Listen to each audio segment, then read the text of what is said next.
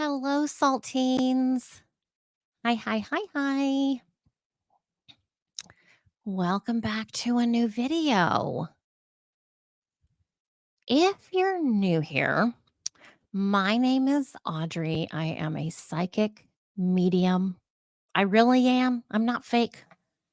I am not a fake medium. I am a real psychic medium, which is why I look like this because it's exhausting being a psychic medium.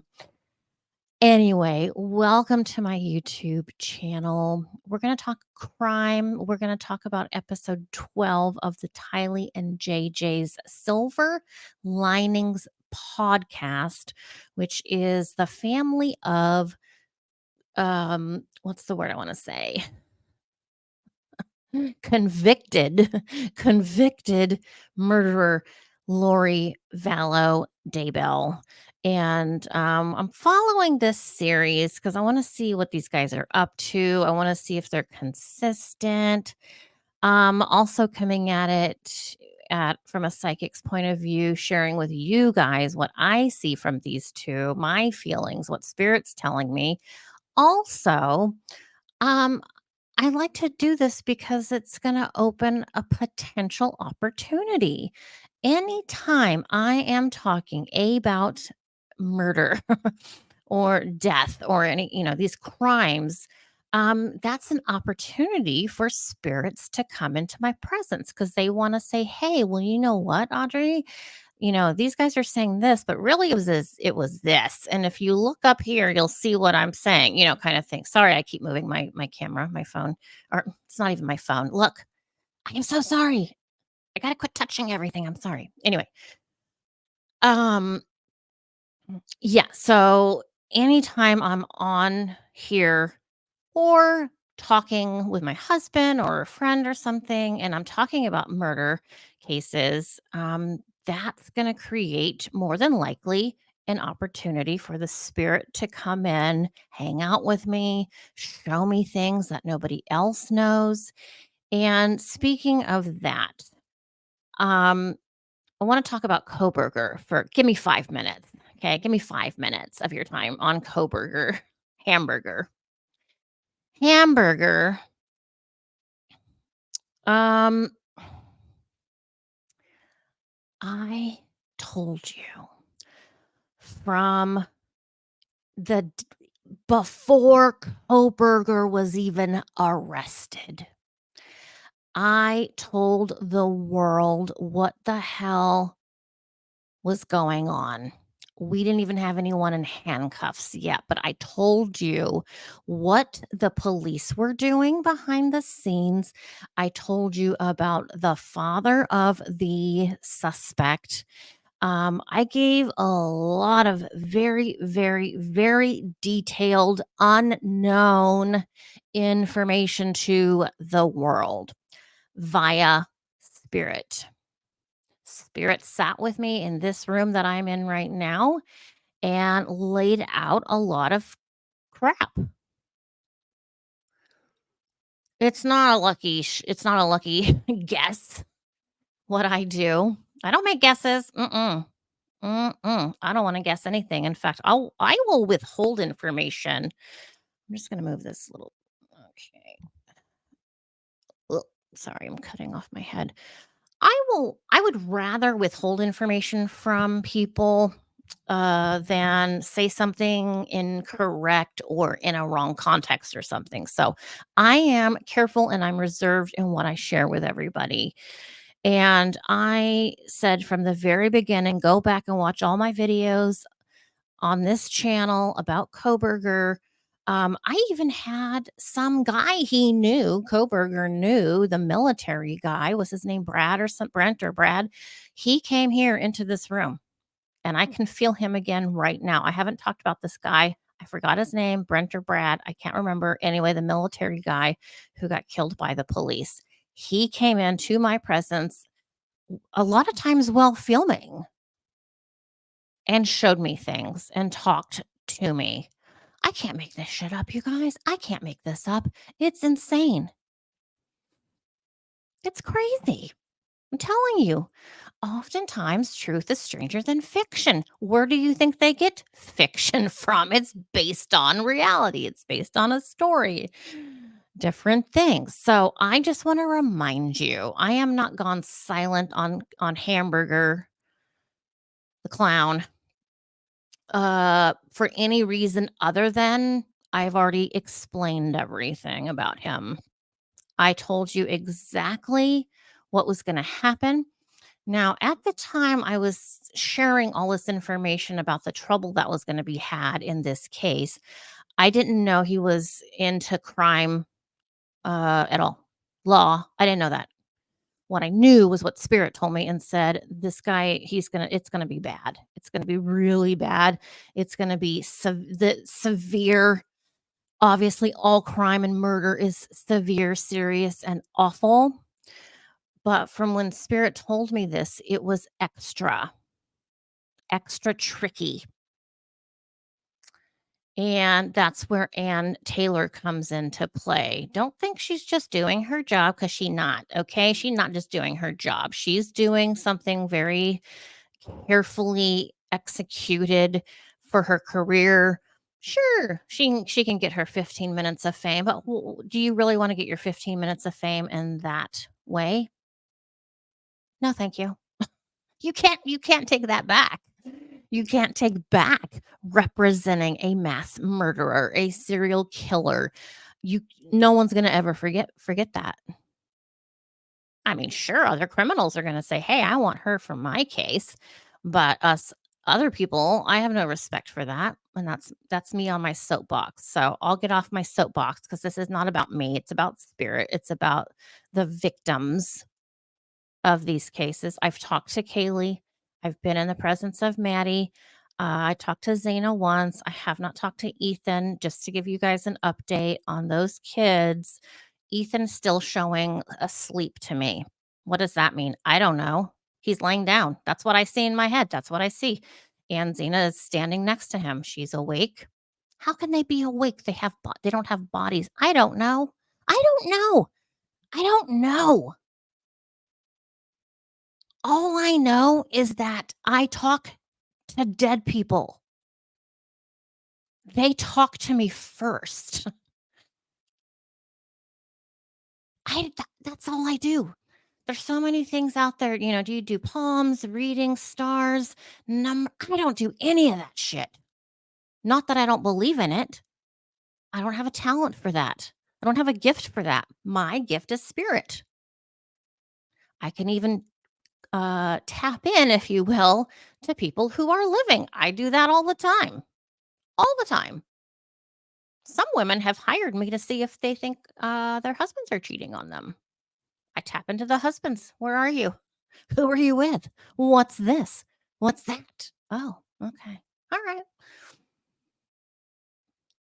So I'm here for spirit. I'm here for the victims. There's no justice in murder. There's just not. But like I said, to give you an update on what the kids are doing, they're still showing me that they're in the same places they have been for a while. What does that mean? They're hanging out.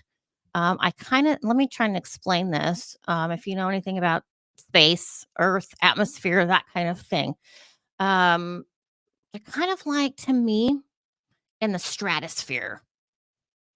It's like, I guess they're in the Earth's atmosphere, but they're not quite down far enough. They're kind of hanging out in this invisible uh area. There's different levels of different things as you leave the Earth's atmosphere, and they're kind of in between. Not to say that they have not crossed over. They are 100% safe. They are at peace. They are not suffering. They are not upset. In fact, Kaylee and Maddie have always been smiling, always. So don't take what I'm saying as something bad that they're not passed on. They're good. Okay, they're good, but they're choosing to stay close to the earth, all of them. And I'll update you if I hear anything about Ethan. So what could that mean? What could it mean if Ethan is asleep?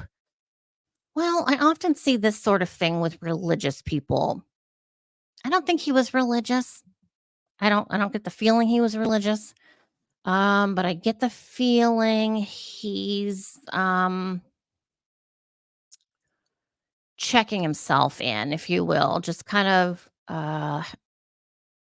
processing his death. Ghosts mostly all process their death. They want to talk about it. They want to show me. They take me around. They take me to the hospital. They take me to their funeral. They fly me around all over the place, these spirits. It's very common as a spirit wants to talk about the day they died, the moment they died, their funeral. A lot of people stay around for their funeral, then they depart and go out and do jobs and stuff.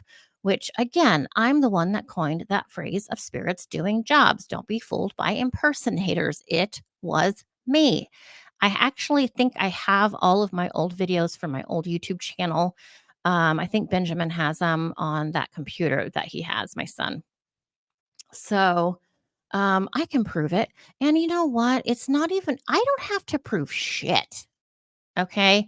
I don't have to prove anything to anyone. You know why? Spirit does it. It's spirit.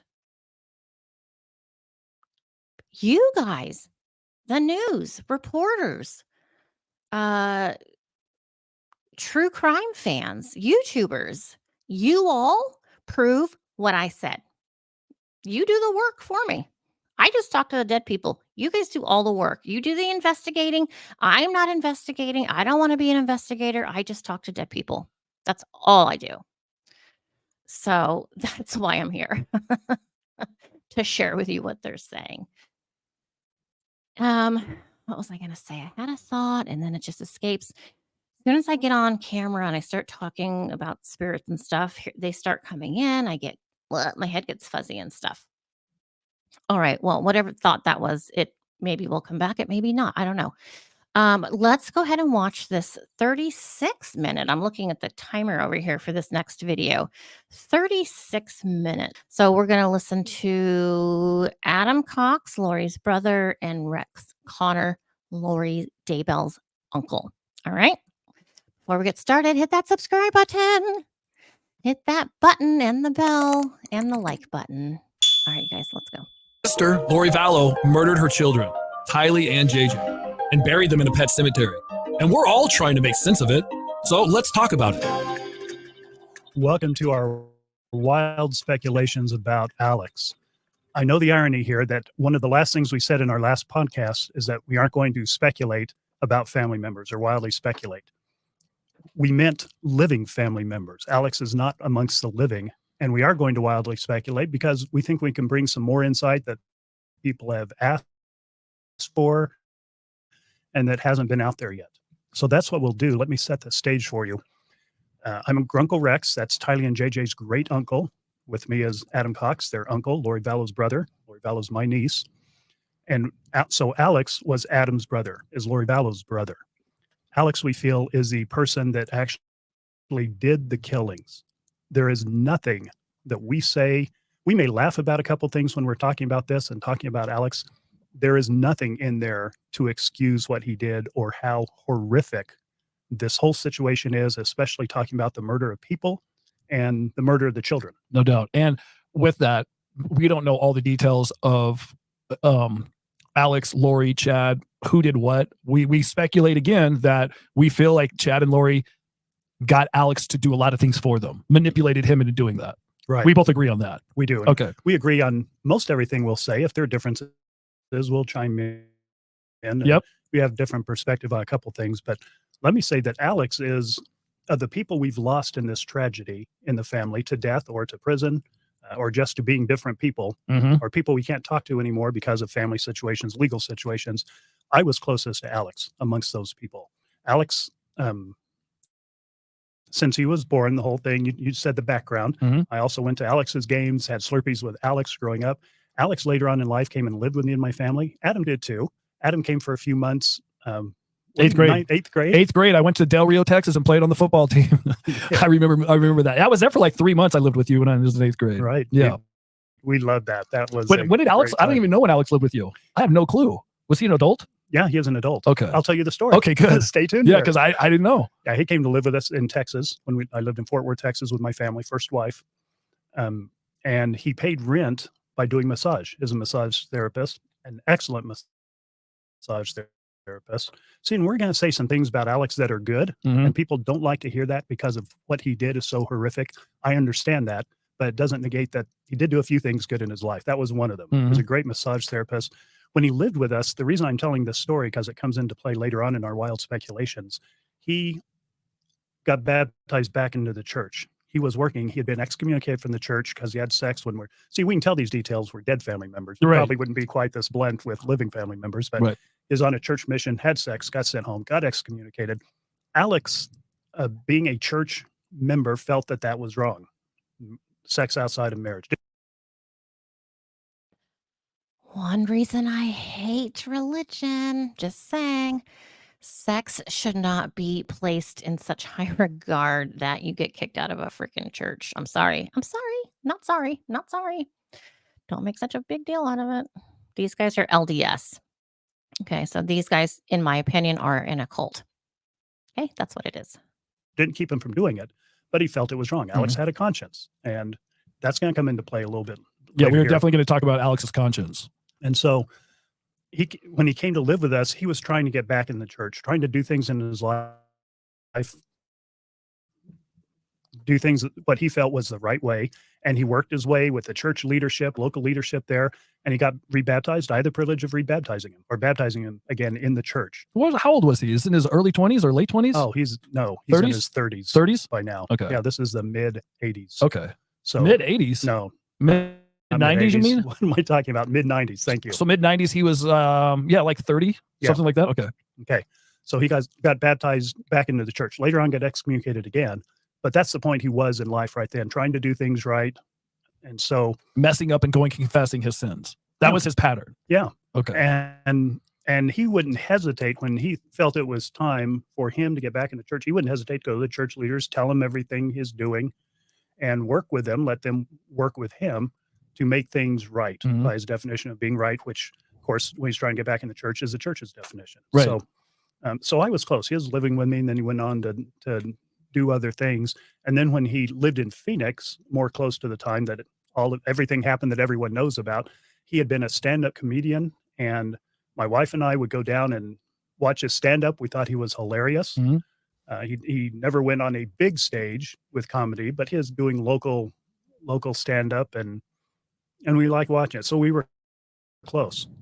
So I'm not trying to distance myself from him or from what he did that was so horrific. And then everybody says that you look just like him. I had to, that's why I'm explaining. He's like, is this Alex or is this Rex talking? What's happening? And our grandkids, once in a while, my grandkids would get us confused. That's how much we looked like each other. And so I take that hit even today after what he's done. That doesn't offend me that I look like him. It's just unfortunate that we look like this. That's what life has given us. All right. So having set that stage, his proclivity, you might say, and something that plays into this also, was going down to South America. He didn't remarry after the first very, very brief marriage he had. She did a podcast and talked about things in the family. We've covered that in our response entitled Alex, where we talked about him. But talk about him going to South America and pick it up from there as we get closer to what you and I call his conversion into this, whatever it is you want to call it, cult, religion, way of thinking with Lori and Chad. Well, here's what with Alex, think about if you have a brother and you're a guy and you have a brother. You have your brother. Okay, so you and I both have one brother. We have that in common. Mine's alive. Yours is alive. Not a serial killer. No. My brother and I tried to be really close at some point late in my teenage years, where me and Alex were close. Salt Lake City, Utah, when I first got into radio. It's 21 years old. And we lived together, and we had a great time living together and bonding and all that as brothers do. But then my radio career took me different places, and he went other places, and we, never lived next to each other since that point. Until we got to Texas, and then he came and lived with me in Texas as well. So I don't know that I think about that, but as time progressed, I noticed that Al was more, he was okay being alone, where I didn't really have I don't know, there's something about me being alone. I just like being around people. So I always had friends and somebody go do stuff with, or, live with me or whatever, where he was more by himself. So he got into wanting to go to Colombia because he said he was attracted to Colombian women. Now, I don't know if that's a fetish. I don't know if that's what he found out that's what he's attracted to, or that's what he wants in his life. But you got to be all in to buy a plane ticket. You don't know how to speak Spanish, and you buy a plane ticket and you find a hotel and you go there and you hire a translator to take you on dates with girls to translate what you're saying back and forth. Can I give you a little more insight on that? Yeah. Because I was single for a while during this time. I mentioned I'd been married before. Right. During the single times, he was really trying to get me to go down there with him. Oh, was he really? Yes. And it's a package deal. It's something you buy that American men, I guess any man can buy. You go down there, they have the hotel. It's all part of a package. Oh, it's a package deal, right? You go down okay. and you go in this auditorium full of these Colombian women that want to meet these American men. And Alex looks around and he says, yeesh. Now, Alex looks like me, so he's not a great looking guy to start with. He shouldn't be picky is what you're saying. Right. And he looks on the stage and he's one of the hottest ones there and one of the younger ones. So these men are going down there because these women want to come to America and be married. Exactly. Okay. They want to come to America and bring their family. So they I'm married to a foreigner. He speaks English, and I can't understand a word he says. I'm just saying, it doesn't even have to be a different language. are very, Alex says, genuine. Mm-hmm. I would say they know what they're doing. Right. It's very calculated. I know they want to get their family to them. And I think he was manipulated by a few of the women who he gave money to. And I was like, why are you giving them money?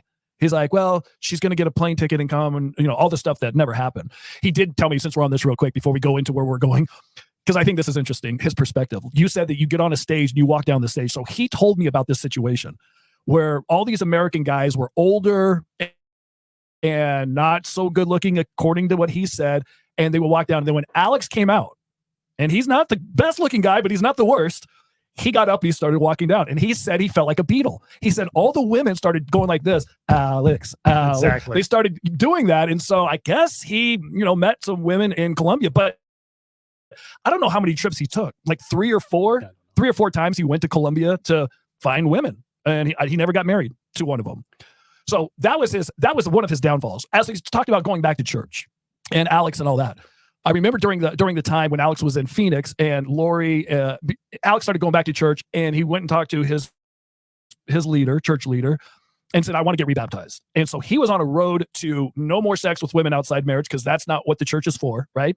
So, and he, was doing well. And he went to Sacramento. He went to church for, 4 months straight with, meeting and doing all that stuff. And he was on this path to really doing, getting back where he was before when you baptized him. So you could see that he was doing this in his life. Up here, spiritually, down here, up and down. So as he was doing that, he was talking with Lori, and that's when that whole thing started. He was talking with Lori about, the podcasting, and he told me that Mike Stroud's podcast was the greatest thing he's ever heard, most spiritual he's ever been by listening to that, which, by the way, Mike Stroud got excommunicated, all these different things. But anyways, Alex then said, I'm going to go take a trip to Colombia. And it really upset Lori because Alex was on this spiritual high of doing this. When he came back from Colombia, he was down on himself for doing it because he wanted to supposedly get back into the church. He was trying to make that round. And I think this is where Lori and Chad got Alex, is because at that point, Lori and Chad had their own religion, or their own, I don't know what you call it, their vision of what's happening. Apparently, Chad would go into heaven and talk to his council, come back and tell Lori and Alex, okay, here's what this, we need to do, or you need to do.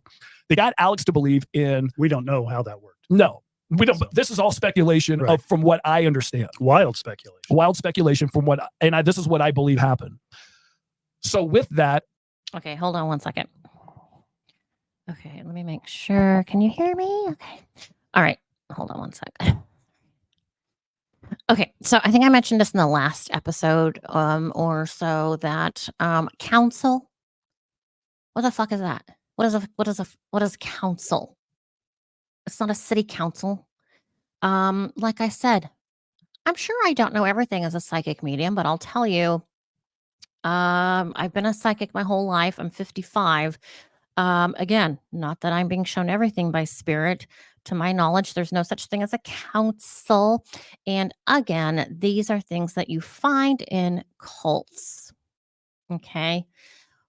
It's man-made shit. Okay. It's man-made things that people do to control other people, which is the case with Chad.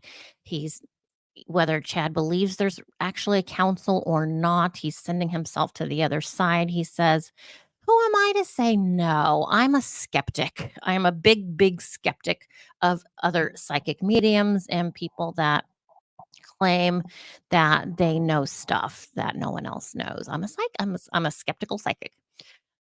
So I've never seen a council, nor have I heard from one ever.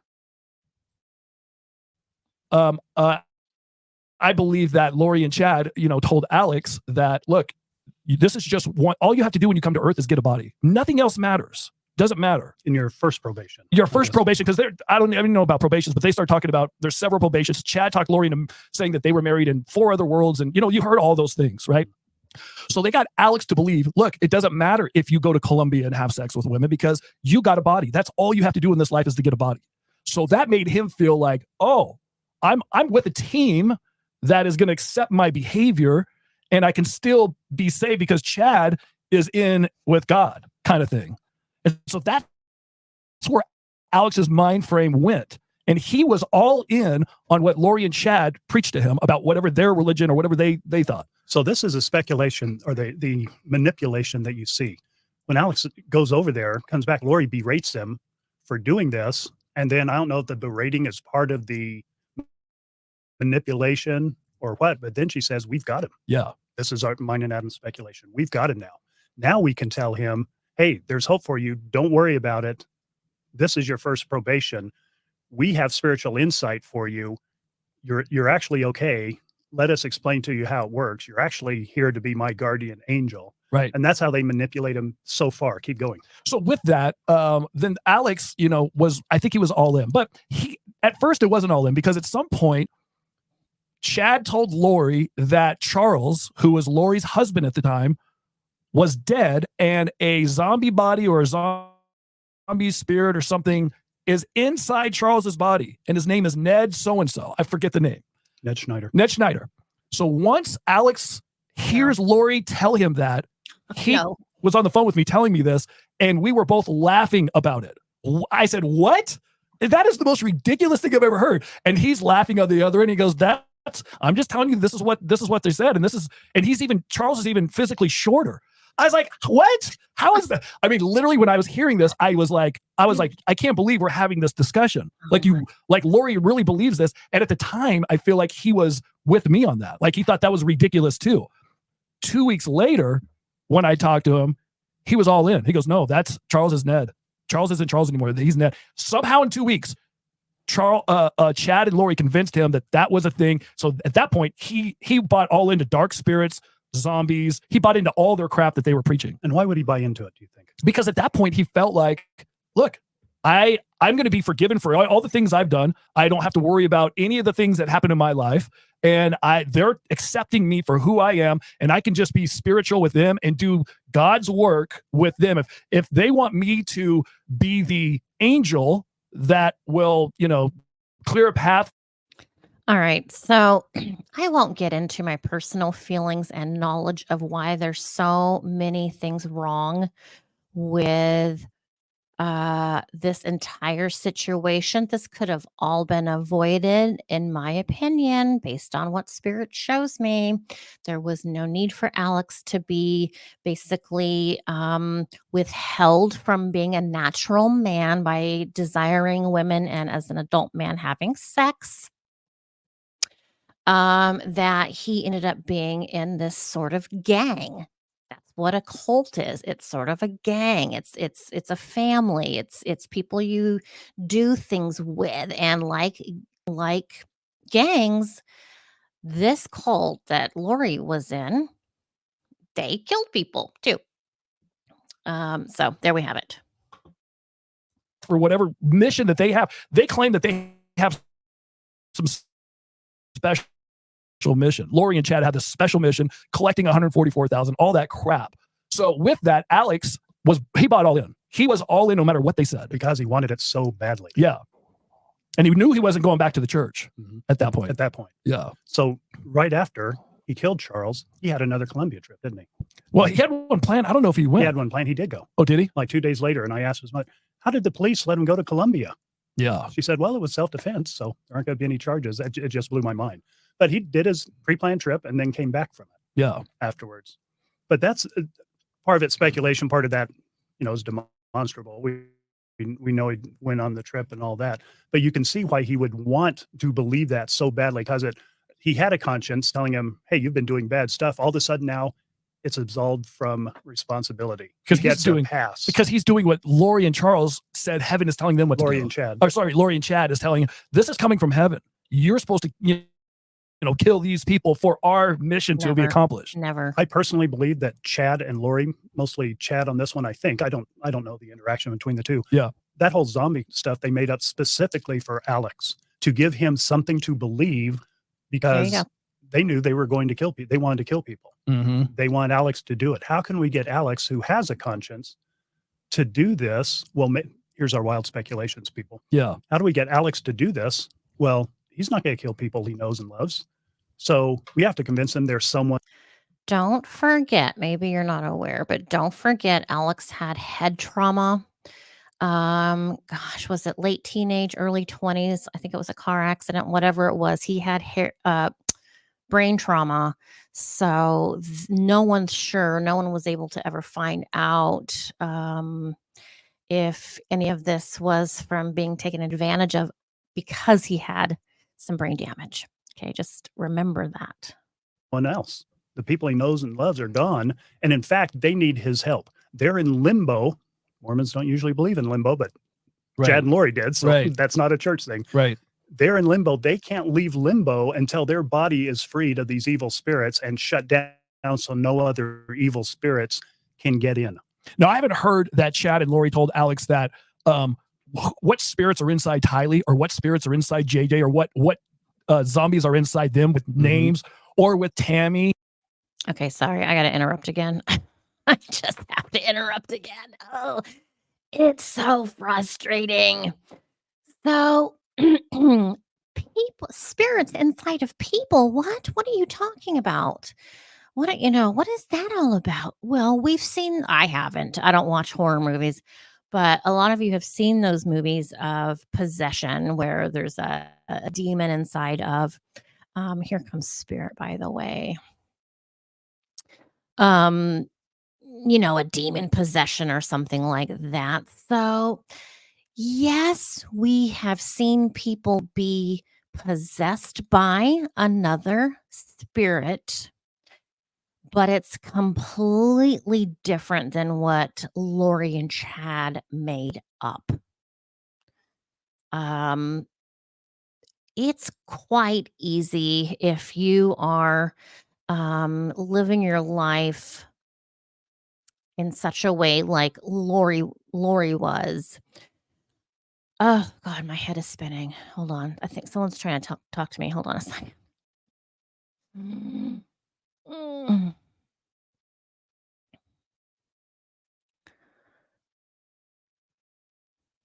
I think it's Alex again.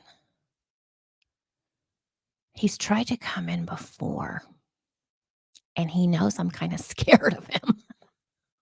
I am. I'm kind of scared of him. Okay, hold on. He's talking to me. What the fuck? Okay. Breaking news from Alex COX.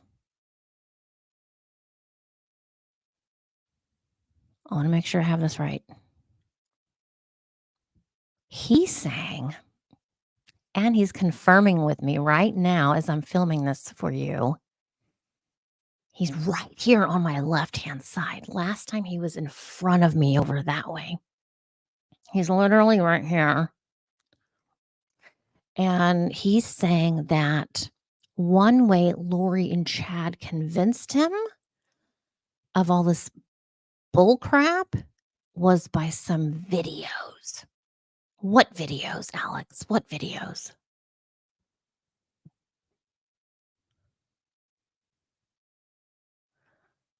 some videos Chad had of people possessed.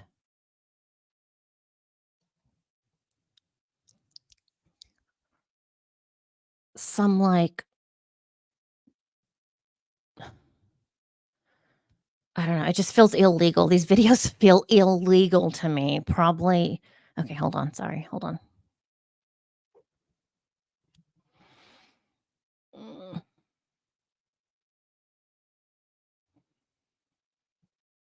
Okay. Why has this information not come to me yet? Well, because I've only really seen Alex twice. This is the second time. So Alex is here. He knows this whole story, what these guys are talking about and everything. He's like, well, yeah, well, let me explain a little bit. I wasn't that stupid. It's not that I was brain damaged, Audrey, or crazy, but they had these videos. The videos were very convincing that this thing that they're talking about with the council and possession of these other spirits and zombies was true and real. So there's some sort of illegal underground footage, is what he's saying. I can't make this shit up, you guys. Secret footage. I wonder if that will come out when Chad goes to his trial. Huh. Okay. Interesting. Very interesting. All right, let's keep going. Or with Charles, we knew it was Ned, some guy named Ned, but all these things came from Charles or from Chad's computer. Like he had, when the FBI got his computer, he had all these lists of like zombies and dark number 4s and all this stuff that, Alex had bought all in on that. To me, it's so ridiculous that you can take something that is like fiction and in your mind. Isn't that what I just said? Isn't that what I just said? I haven't watched this video with these guys. I have the chills. I have big chills. See, it's real. It's true. Oh my God. Wow. Wow.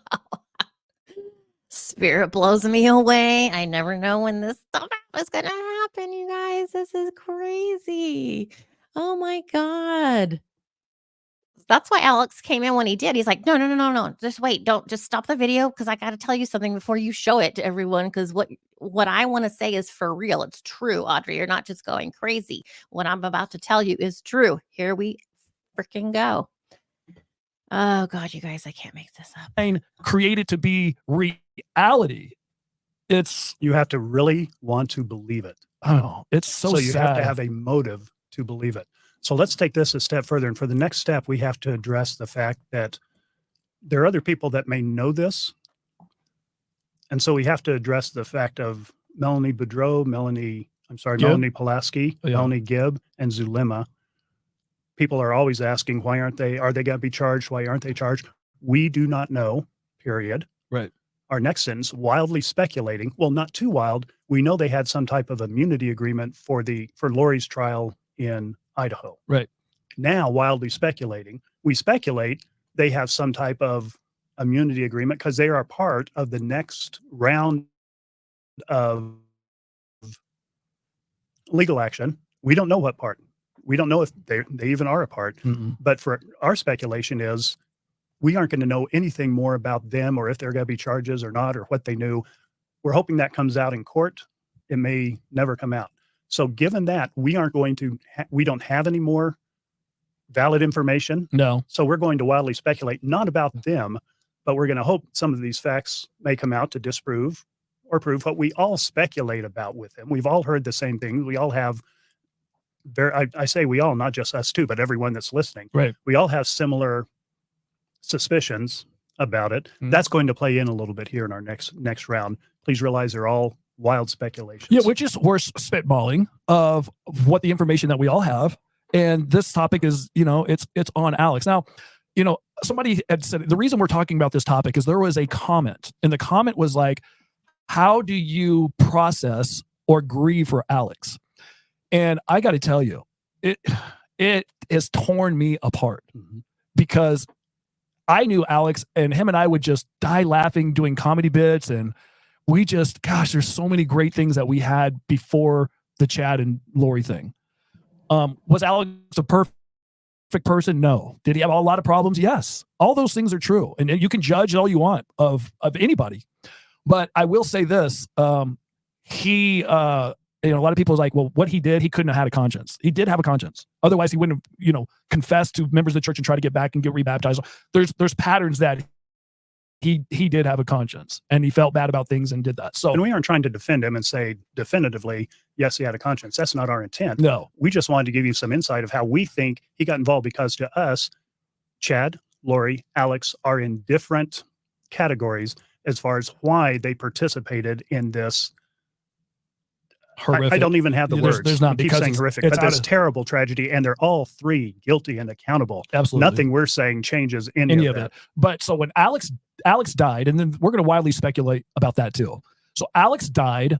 I got a call from Brandon a week or the day it happened, or the day after when Alex died. Brandon says, "Hey, I'm not supposed to call and tell you this because Brandon was working with the FBI."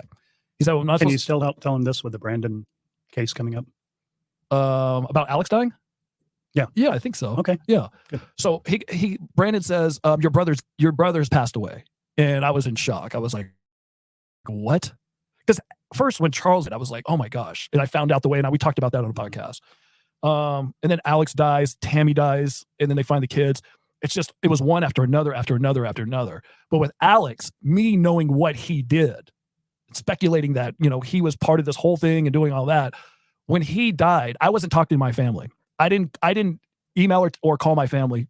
My dad then emailed me a week after he just found out. I knew a week before they did, but we weren't talking, and I didn't even know. Wait, Alex died. You found out a week later. They found out. Janice and Barry found out after that. Yeah, a week after I found out. So Alex has been dead for a week before they found out.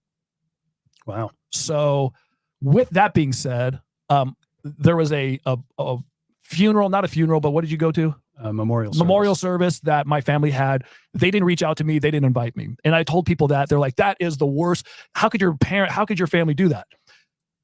Yes, and now that I think about it, it's not, they should at least ask. But I don't know if I would have went, because I'm so torn about what he did, and that I don't think I could go to a funeral and celebrate his life after what he did. And there's got to be people out there that are watching this right now that you have a sibling that killed somebody or did something. Did you go to their funeral? I still haven't cried over it.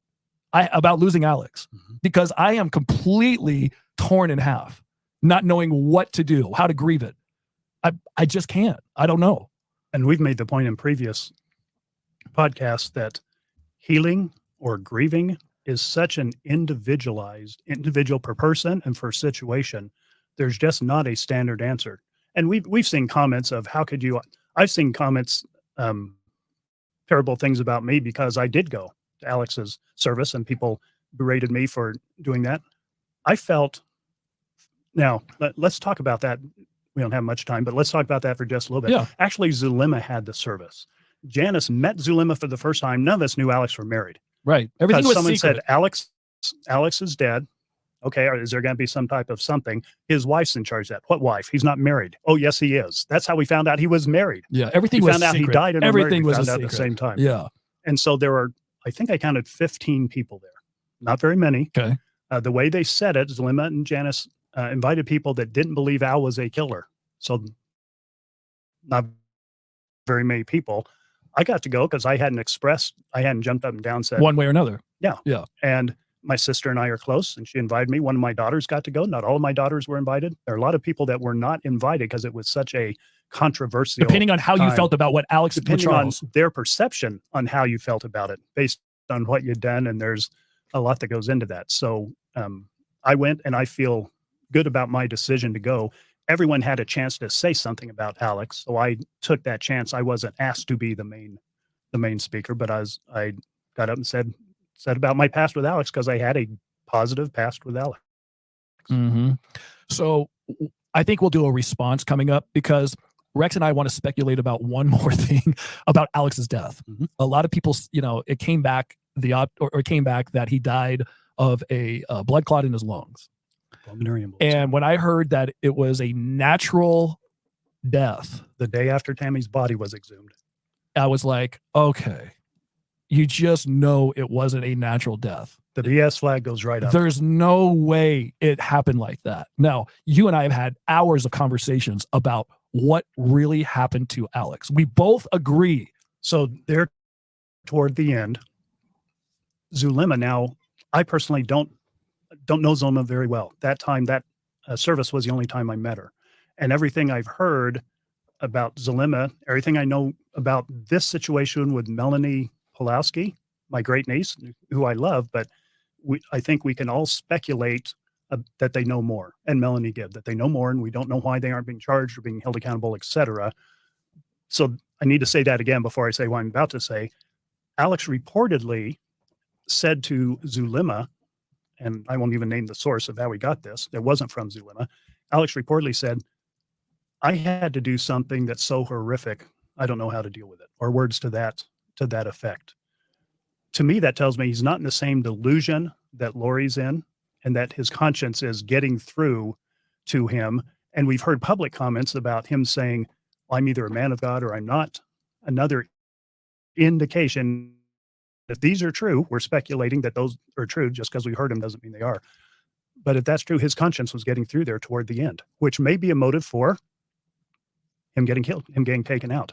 Because we also know of the text between Chad and Lori. Hey, Lori asking Chad, have you talked to Alex recently? He's been alone too long. He's the only way they can get to us. So we don't have any evidence. We don't know who would have done it or how it would have been done for Alex to be killed. I think that's a very possible scenario. So when I heard Alex died, like you said, going back to that, I thought, okay, there's two things in my mind. Actually three. Number one is I didn't believe that Alex died of a natural nothing. No. Second, I had two things of how Alex died. Either A, like Rex said, it got to his conscience. He couldn't deal with it anymore, and he killed himself.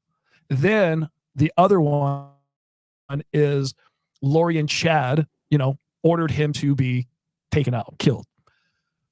So then Rex and I were talking about, let's talk about the suicide for a second. And we started talking about that. So now I'm leaning towards that he was poisoned, the same poison that Tammy got poisoned with. And I guess with that poison, it causes blood clots, and you can't, it's hard to trace, or, when people say, well, they did an autopsy or they did this, they couldn't find anything. I think there's ways around that. I think they have figured out, those kinds of drugs or, eye drops. I don't know what they did, but I heard all kinds of different rumors about how that went down. So that's where I think most people are, is that he either killed himself or he was taken out. And I don't know if we're ever going to find out the truth. I don't know if we will. In either scenario, we both feel also Alex got the easy way out of this. No doubt. On the other side, I don't know how it works. So I don't know if he got the easy way out over there or not. No. But out of this life. And this side. Yeah. We want anyone associated with these murders to face all of the justice they can face in this life. Absolutely. And so in that regard, he got the easy way out. We also talked about something else when it comes to that. With Alex being, they wanted his body, whoever was in charge wanted it to be cremated quickly, right? Mm-hmm. Same thing when Charles died. Lori, they wanted it done. They just wanted it to done. It just, there's so many red flags that come up with, all these deaths. Same thing with Tammy's death. All these things, they're all on the same page with that. There was something with Alex that you and I had talked about, and I thought, oh my gosh, this is it. And I can't remember what it was. But we'll have to do a response. Yeah, when it pops into my head at 2:00 this morning, I'm going to call you at 2 a.m. and go, okay, we'll get on Zoom, record the response. This is what it was. But it's important. And it's just staying in my mind. I got so many things to think about. But this is where we're at with talking about Alex and what happened with him and why he would do the things he did, and getting out, like you said. We think that he got out because this is it. I just got to me. I didn't have to wait till 2 o'clock in the morning. I knew if I just kept on going, it would come. Okay, so here it is. That when Alex he had died, that you and I discussed that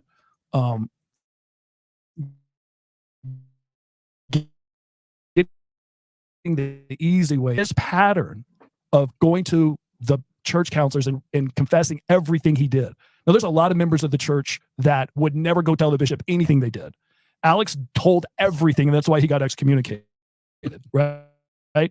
And why he got back in. And that's why he got back in. So we feel if Alex was in jail now, we would know everything about this case. So that's Everything. an additional tragedy is that he died. Now, some people are glad he died because of what he did. Yeah. We're with you on No that. doubt. No doubt. But had he lived, I think we'd know everything by now. Everything. All of these questions we all have. That's a tragedy Like that's Jeffrey we didn't. We Epstein. think we would know them. Yeah. I'm glad you remembered that. That's an important point. Because we talked about that. And I was like, oh my gosh, we would all know everything. So anyways, about Alex, and we just wanted to go into a little bit more depth and speculation, which a lot of you have a lot of speculation. That's our inside. If there is an inside, our opinions on it. Wow. This is why I do these videos, because if I don't keep talking about spirits, they're probably not going to come into my mind.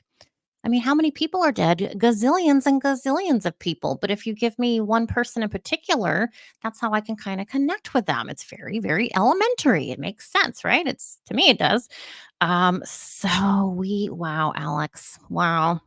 Interesting, you guys. Very interesting. So that's why I keep doing these videos, because I don't know who's going to come in, when, where. Maybe Tammy will come in. Maybe, I don't know. So this is fascinating to me. Absolutely fascinating. Interesting. Put your comments down below. And wow, I have to process this. I have to process all this in my mind. Process this. I have to go tell my husband what just happened, because it's crazy. Can't make it up.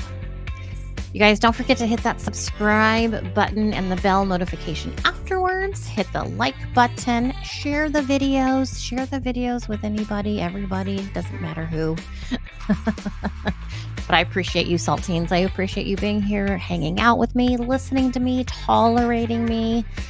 Sometimes I'm extra salty, and sometimes I'm not. So there we have it. Okay, you guys, have a super great rest of your weekend. I'll see you soon. Bye.